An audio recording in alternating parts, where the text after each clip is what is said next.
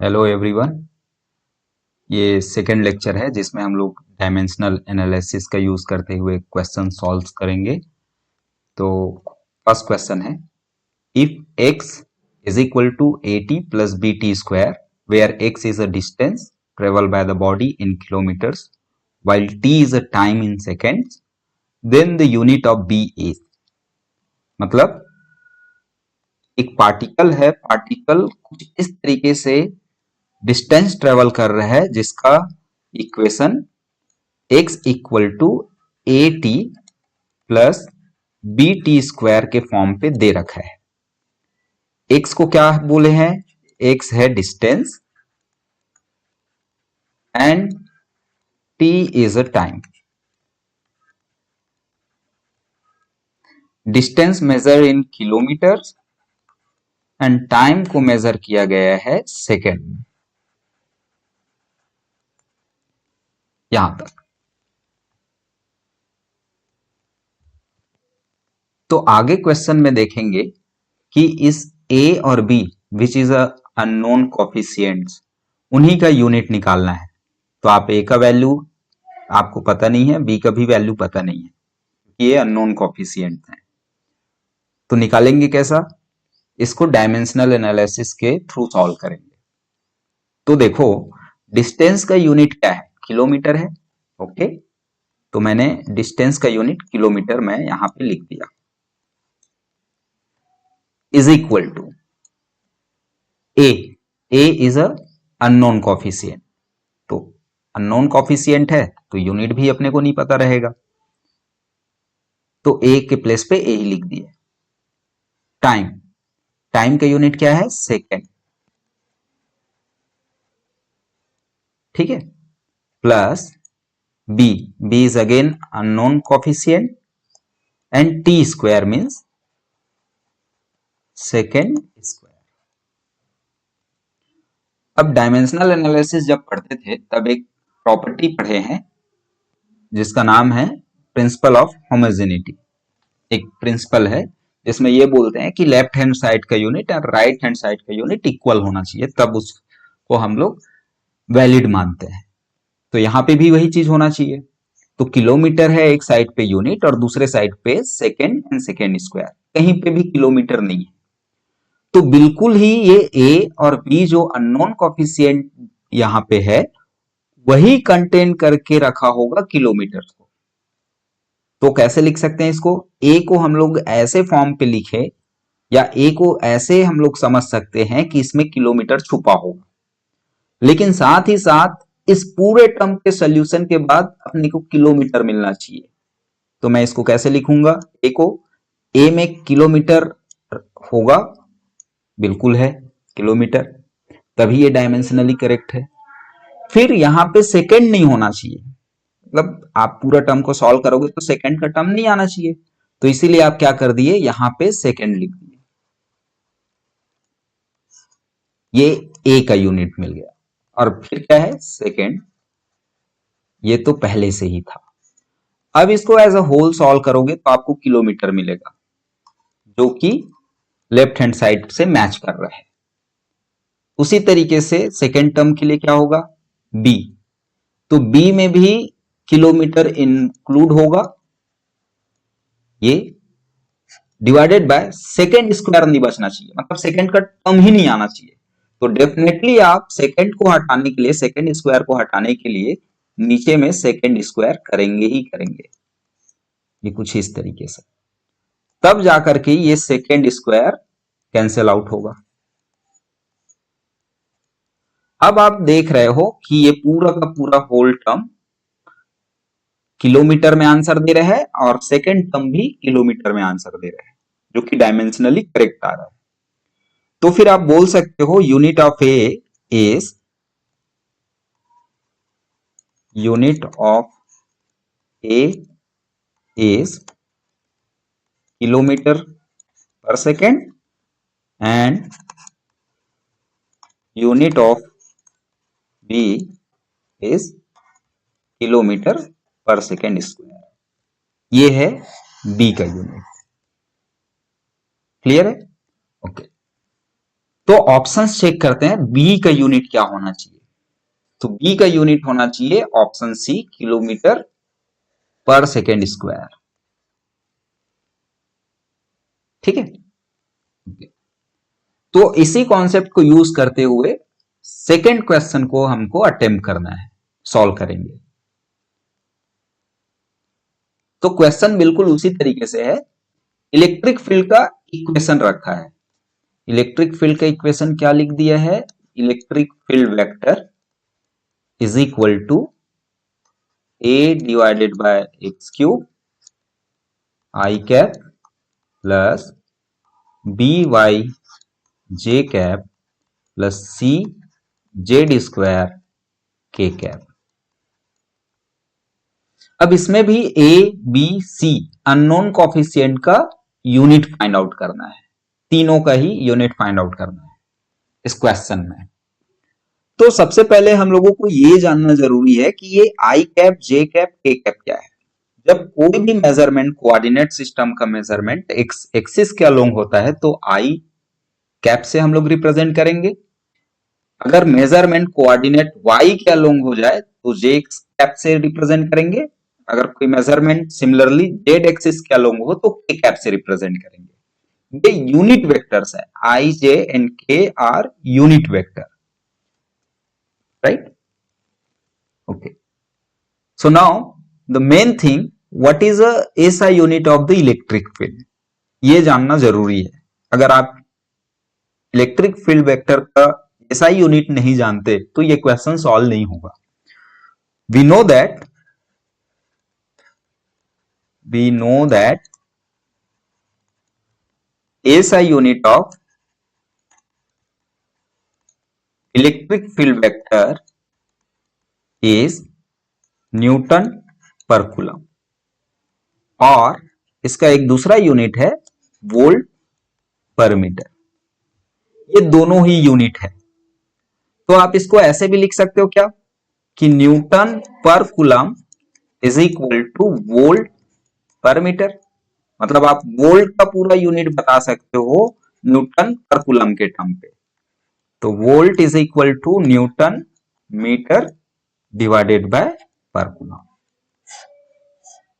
ये रिलेशन है volt and newton metre per coulomb में, दोनों ही यूनिट है। अब इस क्वेश्चन पे हम लोग क्यों ये बात कर रहे हैं कि वोल्ट को न्यूटन मीटर पर कूलम में क्यों कन्वर्ट कर रहे हैं, क्योंकि क्वेश्चन के ऑप्शन बिल्कुल उसी तरीके से है। देखो, कोई भी ऑप्शन में आप देखोगे तो न्यूटन पर कूलम भी है, वोल्ट मीटर भी है। तो इसीलिए ये कन्वर्जन जरूरी था क्वेश्चन को सॉल्व करने के लिए, करेक्ट आंसर टिक करने के लिए। ठीक है, अब आगे इसमें बढ़ते हैं। तो भाई फर्स्ट स्टेप हम लोग लेते हैं। पहला स्टेप क्या होता है, फर्स्ट स्टेप ये है कि आप इस इक्वेशन का एसआई यूनिट लिखना स्टार्ट करो। जैसे कि इस इलेक्ट्रिक फील्ड वेक्टर का एसआई यूनिट क्या है लेफ्ट हैंड साइड में, तो आप बोलोगे कि newton per coulomb, which is correct. Newton per coulomb is a SI unit of the electric field. Equal to A is a unknown coefficient, अभी हम लोगों को वैल्यू नहीं पता इसीलिए मैंने ए लिख दिया। But this divided by X cube, x cube मतलब ये लेंथ का क्यूब है। एक्स का मेजरमेंट जो हो रहा है कोऑर्डिनेट में वो लेंथ में ही जाएगा, और लेंथ का ऐसा यूनिट होगा मीटर। तो एक्स क्यूब के प्लेस पे हो जाएगा metre cube. I cap plus B, इसका भी हम लोगों को अभी यूनिट नहीं पता तो मैंने बी को बी ही लिखा है, वाई। अब ये जो वाई है इसका मतलब है कि वाई एक्सिस के अलोंग हम लोग डिस्टेंस को मेजर कर रहे हैं। तो वाई एक्सिस के अलोंग डिस्टेंस का मेजरमेंट भी मीटर में ही होगा, तो इसीलिए metre J cap plus C Z square. Z square means distance along the Z axis, तो डिस्टेंस का unit metre and Z square है इसलिए यहां पे भी metre square in the direction of K, right. ये फर्स्ट स्टेप हो गया। सेकेंड स्टेप यहां पे आपको फिर से वैसे ही सोचना है जैसे पहले सोचे थे। क्या सोचे थे कि जो प्रिंसिपल ऑफ होमोजेनिटी है यहाँ पे फॉलो होना चाहिए। मतलब कि लेफ्ट हैंड साइड में न्यूटन पर कूलम है, तो इसके हर एक टर्म में न्यूटन पर कूलम आना चाहिए जब आप इस अननोन कॉफिशिएंट का वैल्यू पुट करोगे उसके बाद। तो कैसे करेंगे इसको देखते हैं। Newton per coulomb.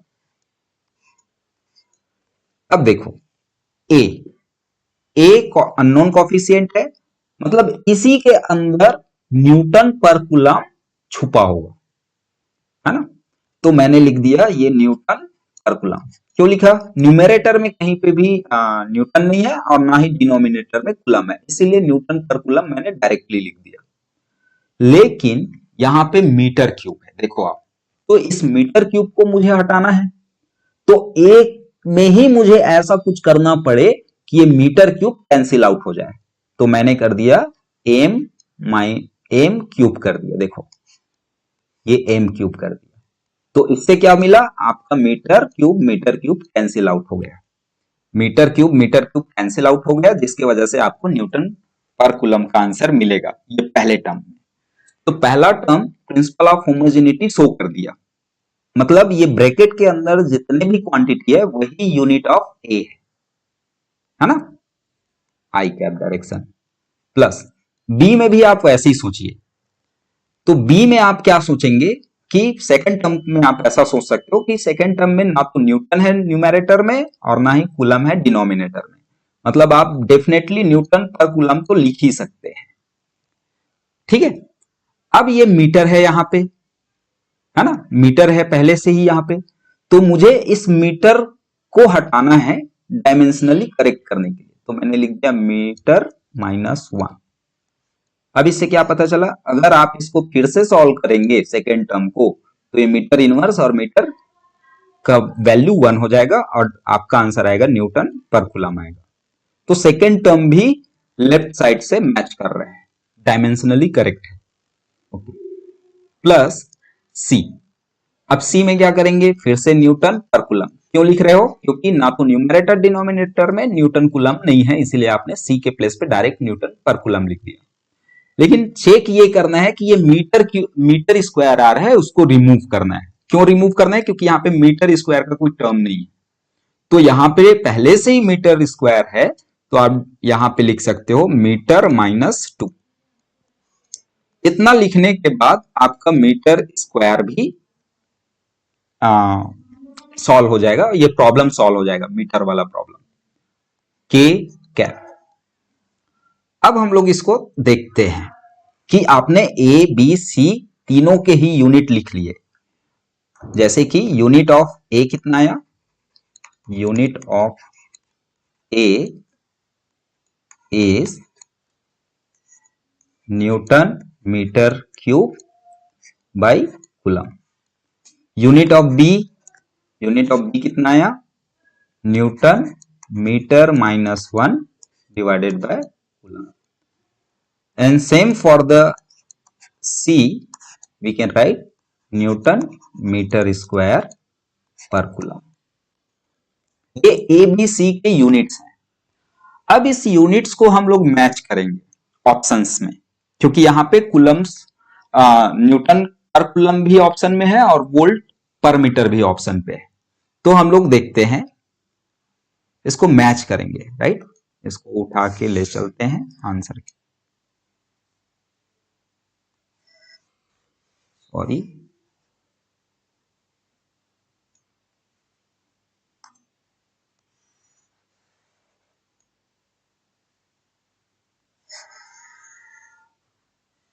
यहां देखें, ऑप्शन फर्स्ट को चेक करते हैं हम लोग। न्यूटन मीटर क्यूब पर कूलम, ये मैच हो गया, ए का यूनिट मैच हो गया, राइट। फिर ये देखे वी पर मीटर स्क्वायर, तो यहां पे वी के टर्म पे रिप्रेजेंट करना पड़ेगा अपने को। उसके बाद देखो न्यूटन मीटर -2 डिवाइडेड बाय सी, ये भी मैच हो गया। इसको आप ऐसे भी लिख सकते हो, न्यूटन मीटर -2 डिवाइडेड बाय सी। इस पूरे टर्म को आप लिख सकते हो कुछ ऐसा। तो हमारा सी ऑप्शन भी, मतलब सी का यूनिट भी मैच कर गया। बी का यूनिट मुझे चेक करना है कि वोल्ट मीटर के टर्म पे, तो क्या लिखेंगे हम लोग? देखो, अभी अभी हमने देखा, एक कन्वर्जन देखे, V is equal to newton metre per coulomb, इसको हम लोग वोल्ट बोल रहे हैं। यहां पे क्या है? मीटर -1 है, तो क्या मैं ऐसे लिख सकता हूं क्या इसको? इस बी को आप ऐसे भी लिख सकते हो, newton metre divided by C, right, M minus, लिख सकते हो। अगर आप इसको फिर से सॉल्व करेंगे तो आपको बिल्कुल यही आंसर मिलेगा, वो लिखने का तरीका है, ठीक है। तो न्यूटन मीटर पर कूलम को आप क्या बोले हैं? V के इक्वल है, और ये है मीटर स्क्वायर, तो B का यूनिट हो गया वोल्ट पर मीटर स्क्वायर। तो देखो ऑप्शन ए में सेकेंड है वोल्ट मीटर स्क्वायर, तो ये तीनों ऑप्शन ही मैच हो गए ए बी सी के यूनिट के टर्म पे। क्लियर है ये? ओके। तो इसी तरीके से आपको यूनिट्स एंड मेजरमेंट में प्रॉब्लम मिलेगा, जो कि यूनिट से रिलेटेड रहेगा और डायमेंशनली आपको सोचना पड़ेगा। इसके बाद एक और प्रॉब्लम करते हैं इसमें।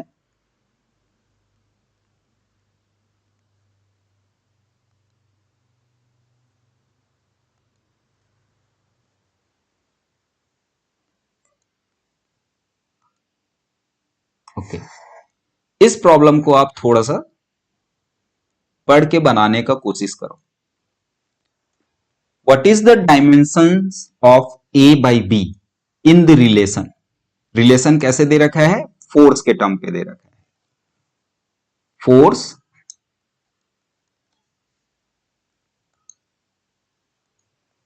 Is equal to A square root X plus B T square.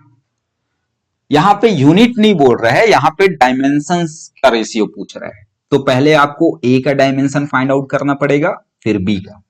बिल्कुल वैसे ही फाइंड आउट करेंगे जैसे यूनिट्स को फाइंड आउट कर रहे थे।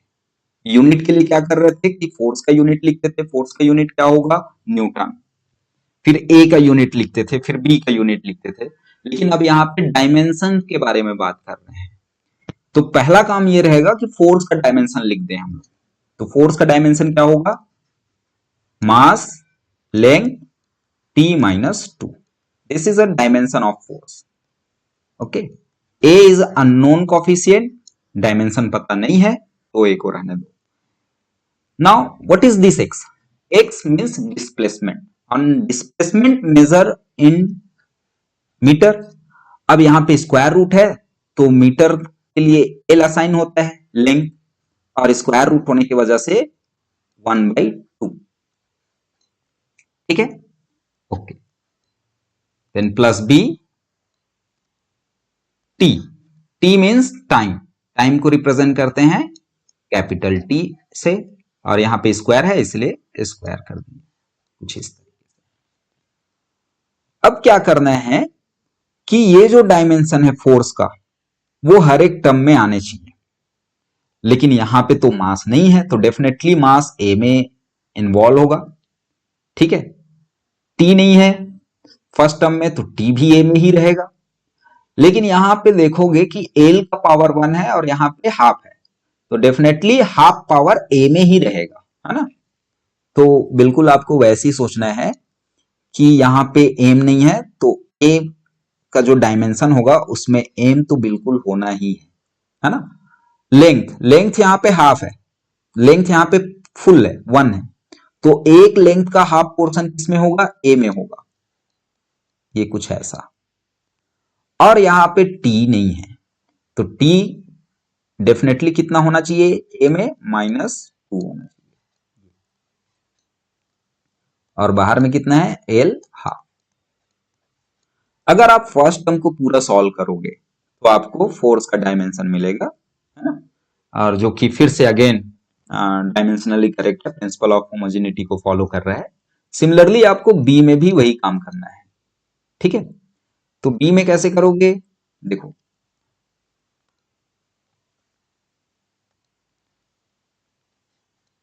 बी, बी में क्या होना चाहिए, मास होना चाहिए एंड लेंथ होना चाहिए। ठीक है, अब यहाँ पे टी स्क्वायर है, टी स्क्वायर को मुझे करना है t-2 करना है, तो ये कब आएगा, जब t-4 आप कर दोगे तब आपके पास मिलेगा t-2। क्यों, क्योंकि ये टी स्क्वायर एंड t-4 को सॉल्व करोगे तो -4 + 2 = -2, जो कि इतना आ रहा है। तो क्या पता चला आपको, ए का डायमेंशन मिल गया, बी का भी डायमेंशन मिल गया। अब इन दोनों का डायमेंशन आपके पता है, ए = ml 1/2 t-2 and b, the dimensions of b = ml t-4। तो फाइंड आउट क्या करना है, a by b, the dimension of a by dimension of b। देखो ml 1/2 t-2 divided by ml t-4। Solve करोगे तो मास मास कैंसिल आउट हो गया, length, अब देखो लेंथ है वो कैसे होगा, लेंथ -½ क्योंकि ये 1 है और 1 माइनस हाफ -1 = -½ और ये जाएगा पॉजिटिव हो जाएगा ऊपर जाके, और -2 + 4 = +2 t+2। तो आपको ये आंसर कहीं पे मिल रहा होगा ऑप्शन में, तो देखो आप, सो l -1/2 ये दोनों में है, l -1/2 l -1/2 T square, T square यहाँ पे है, यहाँ पे t-1 है,